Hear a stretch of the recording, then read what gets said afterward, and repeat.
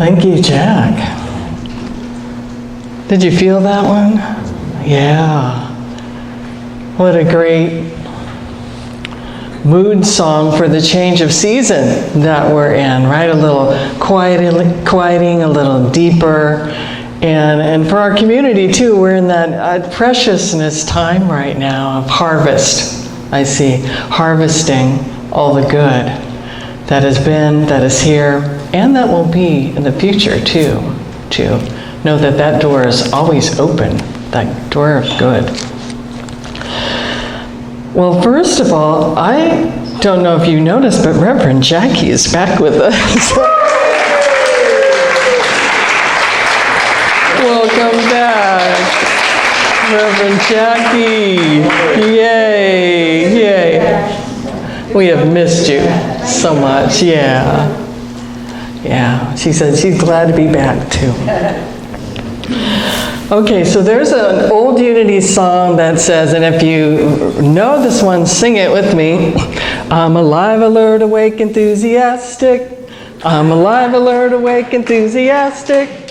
I'm alive, alert, awake. I'm awake, alert, alive. I'm alive, alert, awake, enthusiastic. Oh boy, okay. So there's 4 things there. 4 out of 4, anybody? 3 out of 4? 1 out of 4. 2 out of 4? 1 out of 4? Well, you're here, so you at least have 1. So today we're looking at energizing our power of zeal. Zeal, not just a Scrabble word. So what comes to mind when you hear the word zeal? Was a zealot? Someone preaching out in the park? Or a door-to-door proselytizer? Or a fast-talking salesperson? Or an infomercial host? You know, zeal has often been seen as an aggressive exuberance, trying to force things to happen.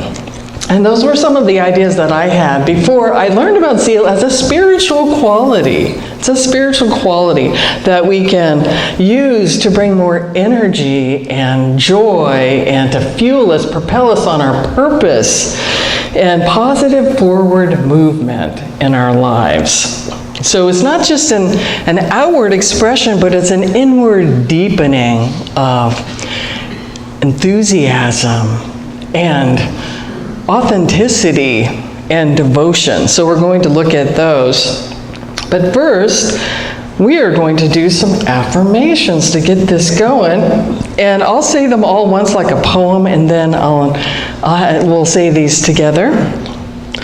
The power of zeal moves me forward in life with love and joy. I am vibrantly healthy, rich in divine ideas, and wealthy in divine abundance. My zeal shines from me, lighting my way forward and brightening our world. I enthusiastically accept my good and go forward to achieve my purpose. So let's affirm these together. Stand if you want to. Just put some movement in it if you choose. Together, the power of zeal moves me forward in life with love and joy. I am vibrantly healthy, rich in divine ideas, and wealthy in divine abundance. My zeal shines from me, lighting my way forward and brightening our world. I enthusiastically accept my good and go forward to achieve my purpose. And so it is. So it is. Thank you. You may be seated. Okay, now did you go up to 2 out of 4 now? Hit 3? Because ourselves like that, hearing the truth about ourselves, the spiritual truth about ourselves, and they just get excited. Yeah. So what is zeal? It's the inner flame of spirit. And it's important because it keeps us interested in life. You know, things to look forward to and get excited about and wake up and say, ooh, I get to do this today. Charles Fillmore called zeal The affirmative impulse of existence, its command is go forward. I always think he's doing one hand, you know. So zeal is most effectively used with wisdom and understanding. Because think of a car. Zeal is like the accelerator. Wisdom is the steering wheel that guides the direction. And understanding is the brakes to, slow us down a little bit, to navigate those curves skillfully. Because have you ever rushed forward and things really didn't turn out like you expected?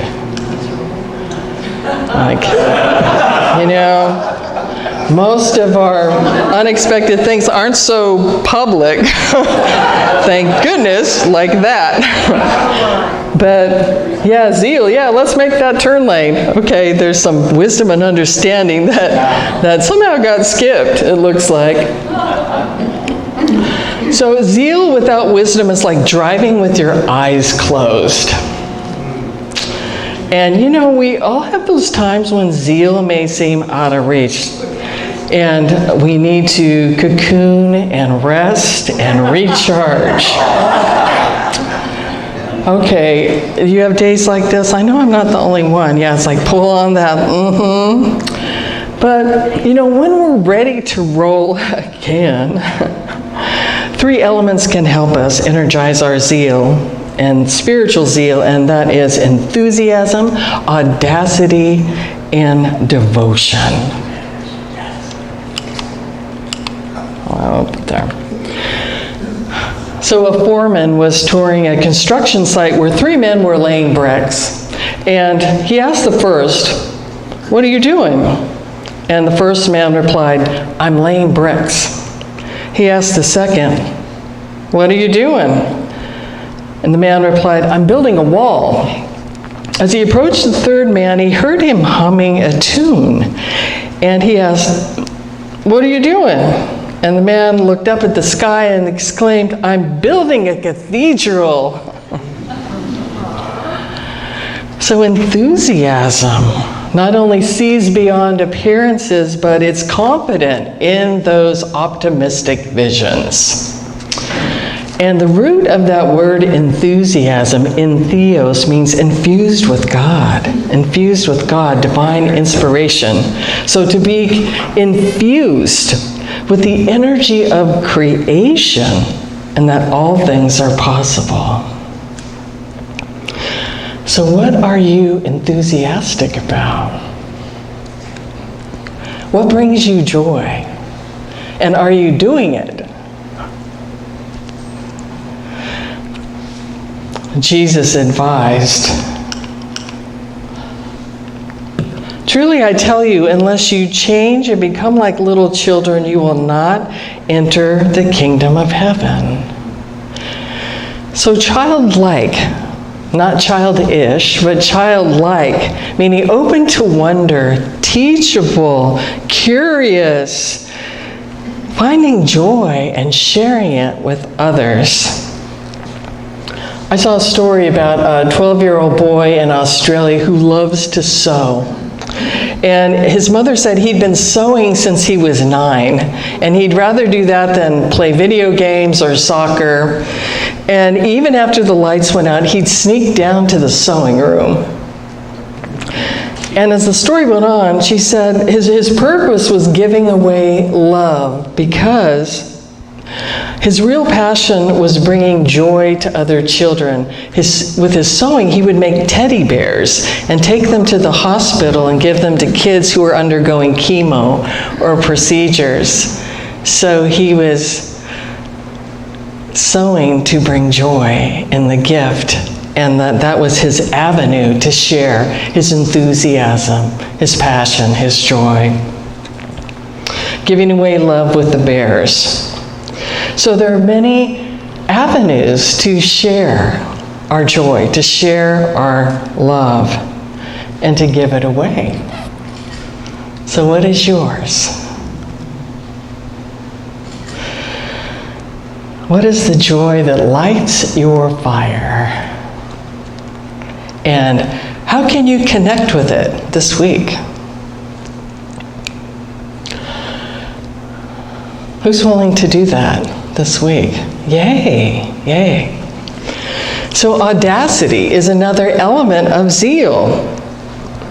And this word is also like zeal, had some different connotations to it. Do you admire audacity in others? And does audacity come easy to you, or do you shy away from it? I suspect that many of you, most of you, if not all of us in this room, have already been audacious in some way. Maybe the first person to go to college in your family, or pursuing a career path that makes you happy, to follow your heart, and maybe it's something different than your family expected. Audacious and healing from a condition despite the doctor's prognosis. Audacious in doing something other people said could never be done. One definition of audacity is the quality of boldness and forwardness that keeps us moving forward in spite of setbacks, disappointments, illness, loss, and trials of human conditions and seeming limitations. There's a great book by Linda Martella Whitsett called Divine Audacity. And she gives these examples. She says, audacious is the 8-year-old at the city council meeting opposing the increased fee in dance classes. Audacious is the woman who skydives on her 80th birthday. And I heard a story when I was living in Northern California. This story was in one of the local papers about this doctor named Charles Garfield and his experience on the toll booth on the bridge of the Oakland-San Jose Bridge. And I want to share this with you. He writes that, how many of you have been on a toll road? I mean, now it's automated, right? But sometimes you go to the booth and pay. And usually it's just kind of a rote thing. Maybe the person doesn't even say anything or look you in the eye. But Dr. Charles pulls up to this toll booth to pay his fee, and he hears loud music. And inside the toll booth, a young man is dancing. And the doctor asks, "What are you doing?" The man replied, "I'm having a party."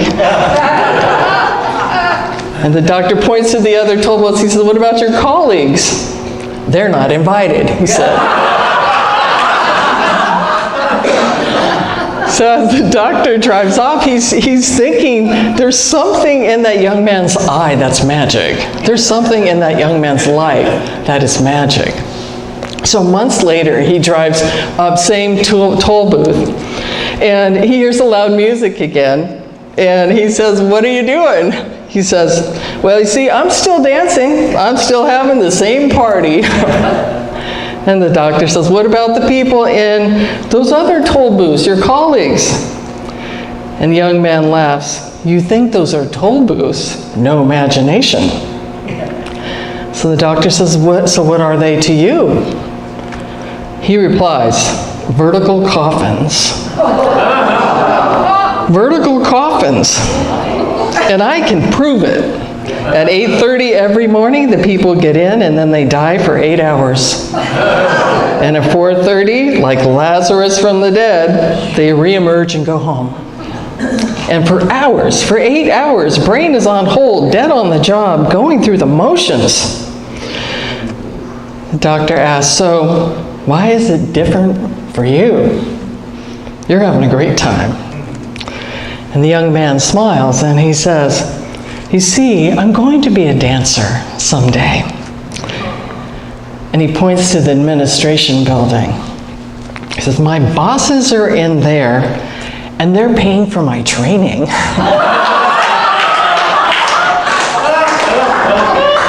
He says, "I don't understand why anyone would think my job is boring. I have a corner office, glass on all sides. I see the Golden Gate Bridge, San Francisco, the Berkeley Hills. Half of the Western world vacations here. And I just stroll in every day and practice dancing, because you see, I'm going to be a dancer someday.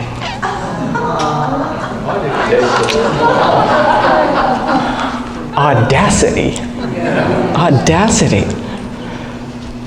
Audacity to hold the vision, to see something higher, to hold that no matter the surroundings and the present situation, and to have joy in the little toll booth there. Wow. I'm just so moved by that, because he stays connected to his dream, his passion, his joy, and nature, appreciates what he has in the moment, and lets his childlike spirit play and dream and move. Audaciousness is you insisting that no material circumstance can interfere with your ability to shine the light of your spiritual nature.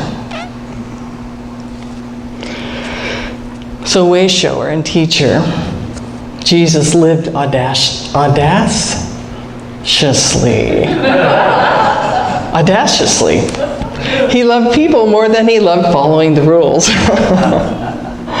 of his day, gathering grain on the Sabbath, healing on the Sabbath. No, he couldn't wait one more day. So he redefined what it means to be human, and to a human being who loves and cares for his neighbor. Love the Lord with all your heart, your soul, and your mind, and love your neighbor as yourself.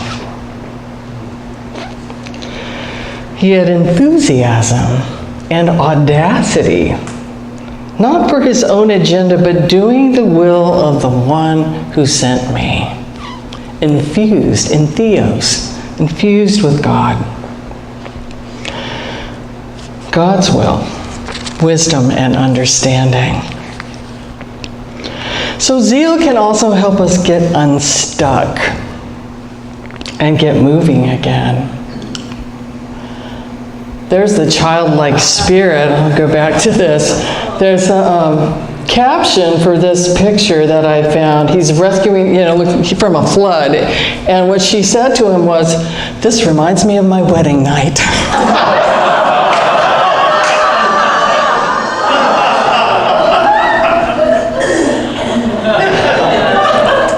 And then I love this picture here too, that just, isn't this funny, just to laugh at life and the things that happen, and connect, instead of, oh, he's wearing my coat. Just, have fun. Well, there's our bridge. So zeal can help us get unstuck and moving again. And so I experienced this the other day, that I went to Zumba. Zumba dance class. And I cried the first half hour. How many of you are familiar with Zumba? Very fast move, high cardio, salsa music. It's very energetic, right? But the tears were my body remembering. Something got unstuck. My body remembering how much I love to dance. I used to be like the jazzercise queen. Go to 5 rhythms, dances of universal peace, country line dancing I've known to do. And my body just remembered that, and my cell's soul too, was just so happy just to be moving again. So it was very fast moves, and I kept up for a while.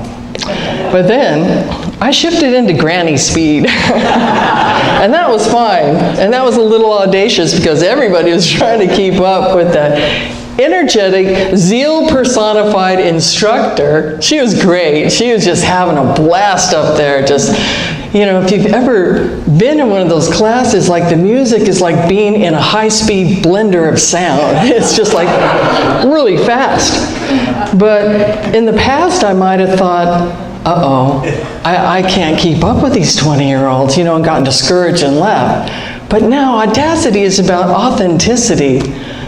Go at your own speed. Go at your own speed. Let the past go. So I used to have these little inklings of remembering the physical ed teacher. If you didn't do it exactly right or fast enough, and always the last one around the track. Okay, there was some shame with that, but just somehow I've managed to let that go, and I had a blast there. And so I share this with you because audacity is about authenticity and doing it your way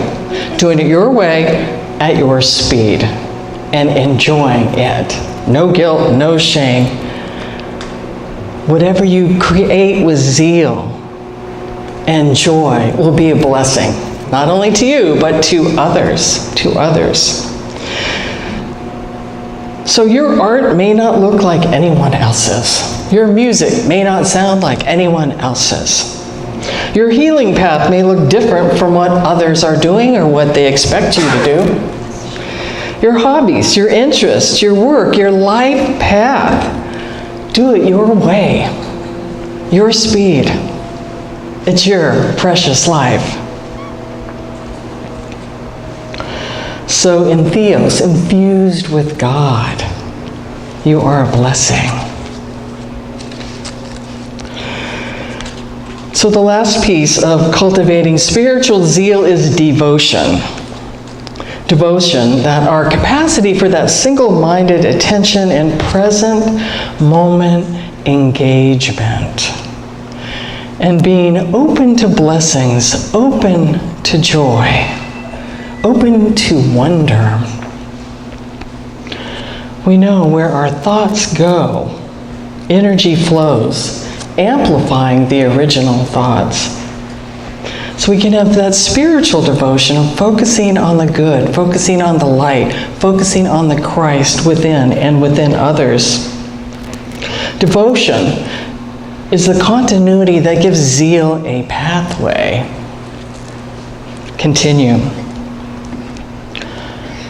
So this week, who's willing to be open to joy, enthusiasm, and zeal moving you forward? Yay! Yes. So I want to close with this wonderful poem by Donna Ashworth called Joy Chose You. Joy does not arrive with a fanfare on a red carpet strewn with flowers of a perfect life. Joy sneaks in as you pour a cup of coffee, watching the sun hit your favorite tree just right. And you usher joy away because you're not ready for it. Your house is not as it must be for such a distinguished guest. But joy cares nothing for your messy house, or your bank balance, or your waistline, you see. Joy is supposed to slither through the cracks of your imperfect life. That's how joy works. You cannot invite her. You can only be ready when she appears. And hug her with meaning, because in this very moment, joy chose you.